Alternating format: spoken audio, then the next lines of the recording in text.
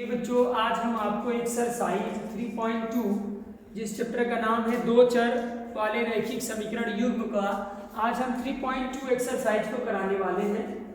बच्चों यदि हमें दो चर राशि की दो समीकरण दिया हुआ हो, पहला a1x plus b1y plus c1 बराबर 0 एक इक्वेशन, और यदि दूसरा इक्वेशन दिया हो a2x plus b2y plus c2 बराबर 0 के दो इक्वेशन यदि दिए हो, तो बच्चों यदि हमें इसको हल करना हो तो और कभी कभी पूछता है कि ये समीकरण किस तरह के हैं, तो बच्चों इसके लिए हम लोग करेंगे क्या, यदि a1 बाई a2 और b1 बाई b2 का अनुपात आपस में बराबर ना हो, यानी x का गुणांक इसके और इसके x का गुणांक का अनुपात और y के गुणांक और इसके y के गुणांक का अनुपात बराबर ना हो, यानी a1 by a2 is not equal b1 by b2 होंगे, तो ये जो रेखाएं होंगी वो एक दूसरे को क्या करेंगे, प्रतिच्छेद करेंगे। ये जो समीकरण है ये क्या करेंगे, एक दूसरे को प्रतिच्छेद करेंगे, और इसका प्यारे बच्चों केवल एक ही हल होगा, यानी इसके x और y के केवल एक ही वैल्यू होंगे, उससे ज्यादा वैल्यू नहीं होंगे। और यदि प्यारे बच्चों क्या हो, a1 बाई a2 और b1 बाई b2 और c1 बाई c2 का अनुपात क्या हो, बराबर हो, a1 by a2 b1 by b2 और c1 बाई c2 का अनुपात क्या हो, बराबर हो, तो ये क्या होती है, समपाती होती है, और इनके जो वैल्यू होंगे वो क्या होंगे, अनेक हल होंगे, यानी x y c ना बच्चों इनका, यानी a1 b1 और c1 की जो वैल्यू होगी वो क्या होगी, अनेकों हल आएंगे, इसके क्या होंगे, बहुत सारे हम लोग हल कर सकेंगे। और यदि क्या हो, a1 बाई a2 और b1 बाई b2 का अनुपात क्या हो, बराबर हो, परंतु c1 बाई c2 का अनुपात बराबर ना हो, तो ये क्या होंगी, समांतर होंगी, एक दूसरे के समांतर होंगी, और इनका कोई भी हल नहीं होगा। ठीक है बच्चों, इनका कोई भी हल नहीं होगा। ठीक है भैया, आइए हम लोग एक्सरसाइज को करते हैं। ठीक है, एक्सरसाइज 3.2, ठीक है, प्रश्नावली 3.2 का पहला सवाल देखो बच्चों, का पहला सवाल कह रहा है, निम्न समस्याओं में रैखिक समीकरण युग्म बनाइए और उनके हल कीजिए। ठीक है बच्चों, पहला सवाल कह रहा है बच्चों, पहला सवाल कह रहा है कि कक्षा 10 के 10 विद्यार्थियों ने एक गणित की पहेली रखी, यानी कक्षा 10 में कितने विद्यार्थी थे, कक्षा 10 में 10 विद्यार्थी गणित की पहेली में भाग लिए, गणित की पहेली में भाग लिए। ठीक बच्चों, कक्षा 10 में 10 विद्यार्थियों ने गणित की पहेली में भाग लिए। यदि लड़कियों की संख्या लड़कों की संख्या से 4 अधिक, ठीक है, लड़कियों की संख्या लड़कों की संख्या से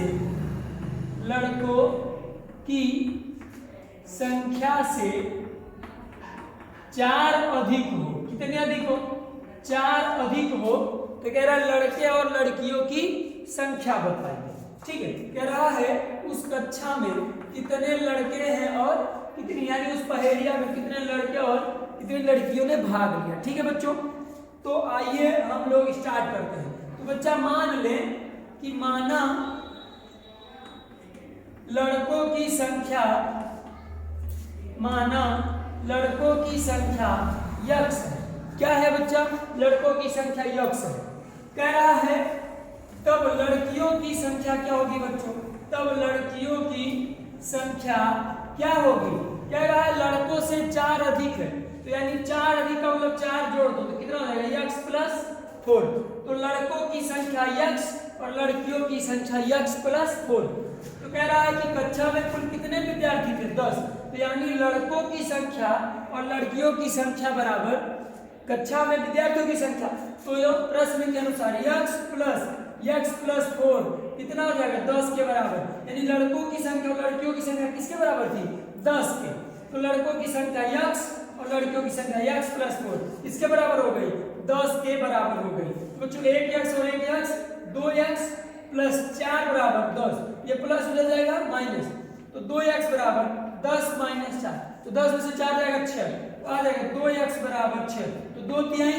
6 ए बच्चा, यानी x बराबर क्या आ गया 3। देखो x बराबर क्या आ गया 3, तो x कौन है, लड़के हैं, तो लड़कों की संख्या कितनी आ गई, लड़कों की संख्या बराबर 3 आ गई।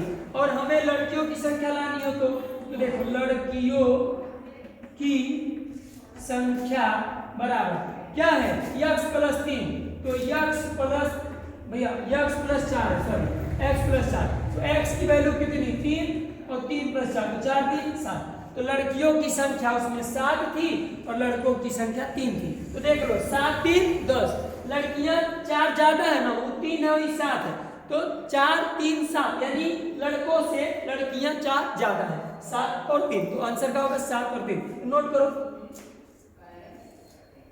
देखो जब पहले में और दो सवाल है दूसरा का, कह रहा 5 पेंसिल और 7 कलमों का मूल्य, 5 पेंसिल और 7 कलमों का मूल्य, ठीक है बच्चों, 5 पेंसिल और 7 कलमों का जो मूल्य है वो कितना है बच्चों, 50 रुपया है। कितना है, 50 रुपया, ठीक है। 5 पेंसिल और 7 कलम का मूल्य 50 रुपया है, कह रहा है जबकि 7 पेंसिल, कितने पेंसिल, 7 पेंसिल और 5 कलम का जो मूल्य है वो कितना है बच्चों, 46 रुपया है। क्या है, 46 रुपया है। कह रहा है कि एक कलम और एक पेंसिल का दाम बताइए, ठीक है, एक कलम और एक पेंसिल का मूल्य बताइए। तो बच्चों आओ हम इसे हल करें। बच्चों मान लो, माना एक पेंसिल का मूल्य बराबर x रुपया, एक पेंसिल का मूल्य क्या मान लो x रुपया, और एक कलम का मूल्य मान लो, एक कलम का मूल्य बराबर y रुपया ना भैया। चलिए भैया मान लेते हैं कि एक, देखो प्रश्न कह रहा था कि 5 पेंसिल और 7 कलम का मूल्य 50 रुपया है, ठीक है, कह रहा है कि 5 पेंसिल और 7 कलम का मूल्य 50 रुपया है, जबकि 7 पेंसिल और 5 कलम का मूल्य 46 रुपया है।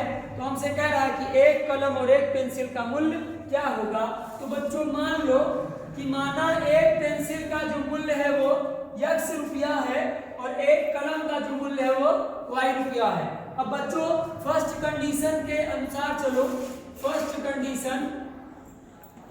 कंडीशन में क्या है, कह रहा है कि 5 पेंसिल और 7 कलम। सोचो जब एक पेंसिल का x रुपया तो 5 पेंसिल का 5x प्लस कह रहा है कि 7 कलम, एक कलम का दाम y रुपया तो 7 कलम का दाम 7y रुपया, तो 5 पेंसिल 7 कलम का मूल्य क्या है 50 रुपया है। Equation number first.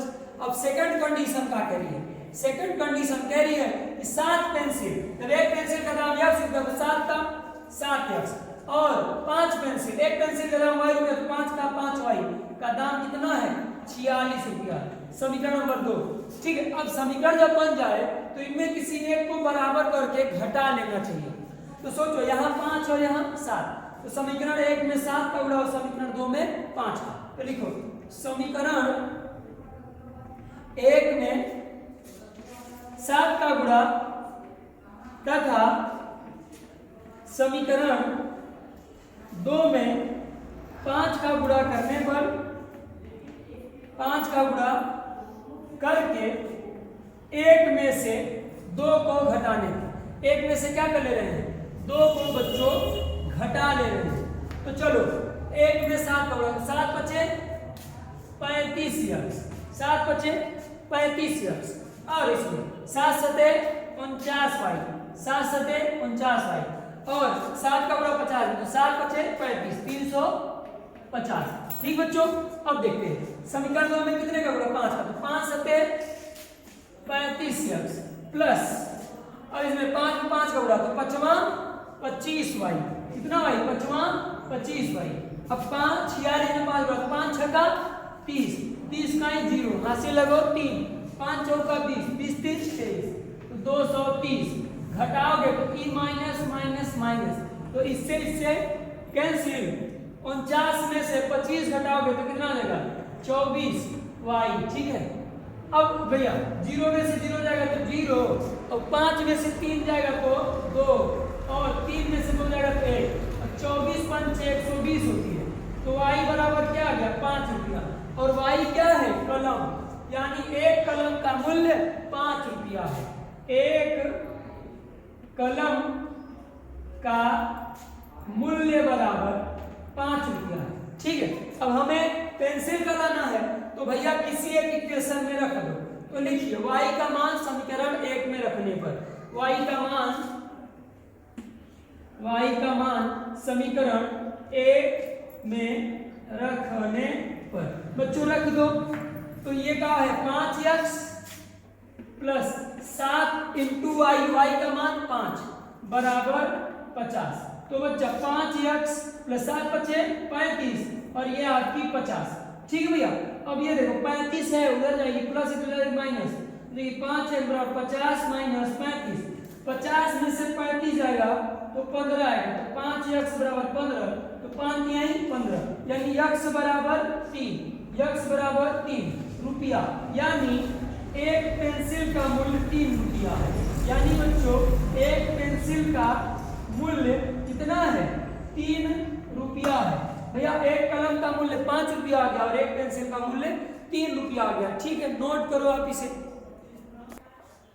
चलिए भैया देखिए, हम अब प्रश्नावली 3.2 के दूसरे सवाल को करते हैं। कह रहा है अनुपातों A1/A2, B1/B2 और C1/C2 की तुलना कर ज्ञात कीजिए कि निम्न समीकरण युग्म द्वारा निरूपित रेखाएं एक बिंदु पर प्रतिच्छेद करती हैं या समांतर है या अथवा समपाती हैं। ठीक है बच्चों, हमें ये टर्म एंड कंडीशन को देखना है। तो बच्चा हमारा जो पहला है इक्वेशन कह रहा है 5x माइनस 4y प्लस 8 बराबर 0, इक्वेशन नंबर पहला। ठीक है, और इसी में दूसरा इक्वेशन दिया है, कह रहा है 7x प्लस 6y माइनस 9। देखो कह रहा है कि 5x माइनस 4y प्लस 8 बराबर 0 और 7x प्लस 6y माइनस 9 बराबर 0, ये जो दोनों इक्वेशन है क्या ये समपाती हैं या प्रतिच्छेद करती हैं या समांतर हैं, हमें ये बताना है। तो बच्चों हम इसे तुलना कर लेते हैं, a1x plus b1y plus c1 बराबर 0, और इसकी तुलना कर लेते हैं a2x plus b2y plus c2 बराबर 0 से तुलना करने पर। तो बच्चों तुलना करेंगे तो यहाँ देखिए a1 की जगह क्या है 5 है, यहाँ b1 की जगह क्या है बच्चों -4 है, और यहाँ c1 की जगह क्या है बच्चों 8 है। ठीक है, और यहाँ देखिए a2 बराबर क्या है 7 है, और यहाँ b2 बराबर बच्चों 6 है, और c2 बराबर बच्चों -9 है। अब आओ हम लोग अनुपात लाते हैं a1/a2 ना भैया, a1/a2 होगा 5/7। ठीक है बच्चों, अब क्या ला देते हैं b1/b2, तो b1 की वैल्यू क्या है बच्चों -4 बटे b2 की वैल्यू बच्चों 6, तो चाहो तो काट दोगे तो -2/3 आ जाएगा। और अगर हम लोग देखें तो c1/c2 की वैल्यू क्या है, तो बच्चों देखना c1/c2 की वैल्यू 8/-9।